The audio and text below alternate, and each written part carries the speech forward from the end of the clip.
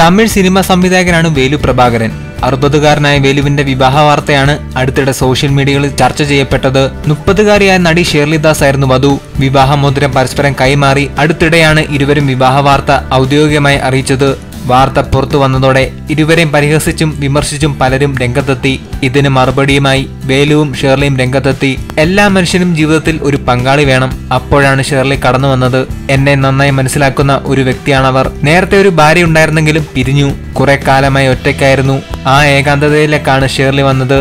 ഇനി ഷേർലിക്ക് പറയാനുള്ളത്, വളരെ സത്യസന്ധനായ വ്യക്തിയാണ് വേലു. കൂടുതൽ അടുത്തപ്പോൾ അദ്ദേഹത്തെ പൂർണ്ണമായി മനസ്സിലാക്കാൻ കഴിഞ്ഞു. അതുകൊണ്ട് വിവാഹം ചെയ്യാൻ തീരുമാനിച്ചതും. സത്യസന്ധമായ ബന്ധങ്ങളിൽ പ്രായം ഒരു തടസ്സമല്ലെന്നാണ് ഷേർലിയുടെ അഭിപ്രായം. ഈ ചാനൽ സബ്സ്ക്രൈബ് ചെയ്തു ബെല്ലൈക്കണിൽ അമർത്തൂ. പുതുപുത്തൻ വിനോദ വാർത്തകൾ എന്നും നിങ്ങളെ തേടിയെത്തുന്നതായിരിക്കും.